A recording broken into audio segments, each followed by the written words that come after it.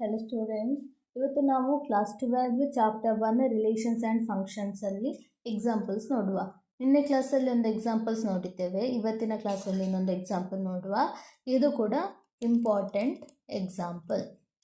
Show that the relation R in the set z of integers given by r is equal to set of all a comma b such that 2 divides a minus b is an equivalence relation. ನಾವೇನು show ಮಾಡಬೇಕು? R is equivalency relations ಅಂದರೆ R is reflexive, symmetric and transitive ಅಂತ prove ಮಾಡಿದರೆ ಆಯಿತು. First reflexive ಅಂತ prove ಮಾಡುವ.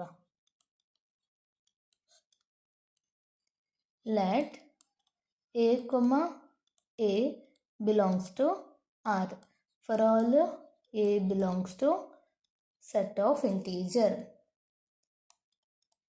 a comma a belongs to R ಅಂದರೆ ಏನರ್ಥ? 2 divides a minus a. 2 divides 0 which is true alva. So therefore R is reflexive. ಸರಿ ಅಲ್ಲ? ರಿಫ್ಲೆಕ್ಸಿವ್ ಅಂತ ಸಿಕ್ಕಿತ್ತು. ಇನ್ನೇನು ನೋಡಬೇಕು? Symmetric. Let a comma b belongs to R for all a comma b belongs to set of integer. Okay, a comma b belongs to R ಅಂದರೆ ಏನರ್ಥ? 2 divides a minus b. ಸರಿ ಅಲ್ಲ? 2 divides a minus b ಅಂದರೆ ಅದನ್ನು ಹೇಗೆ ಹೇಳ್ಬೋದು? 2 divides a minus b ಅಂದರೆ 2 divides minus of a minus b ಅಂತ ಹೇಳ್ಬೋದಲ್ಲ.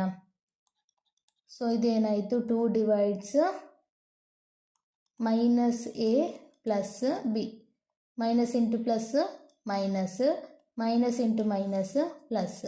ಇದನ್ನು ಹೇಗೆ ಬರೀಬಹುದು? ಈಗ 2 divides b minus a. 2 divides b minus a ಅಂದರೆ b comma a belongs to R. First ನಾವೇನು ಹೇಳಿದ್ದೇವೆ? A comma b belongs to R. ನಮಗೇನು ಸಿಕ್ಕಿತ್ತು? ಅದರ ಉಲ್ಟ ಬಿ ಕೊಮ್ಮ ಎ ಕೂಡ ಬಿಲಾಂಗ್ಸ್ ಟು ಆರ್ ಅಂತ ಸಿಕ್ಕಿತ್ತು. So therefore R is symmetric ಅಂತ ಹೇಳ್ಬೋದು. ಸರಿಯಲ್ಲ? Next transitive.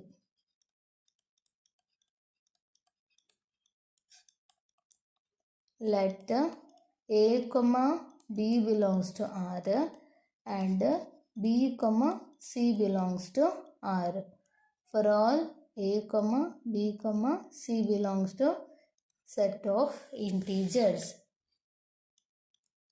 a comma b belongs to R ಅಂತ ಹೇಳಿದರೆ ಏನಾಯಿತು? 2 divides a minus b and b comma c belongs to R ಅಂದರೆ 2 divides b minus c. 2 divides a minus b and 2 divides b minus c.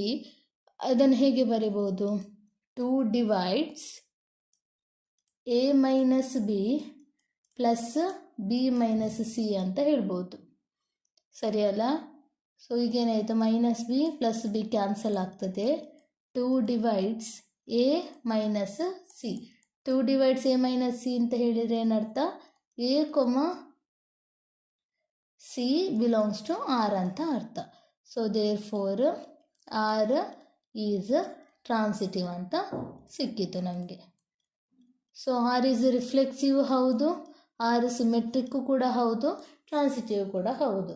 So therefore R is an equivalence relation. ಅರ್ಥ ಆಯ್ತಲ್ಲ?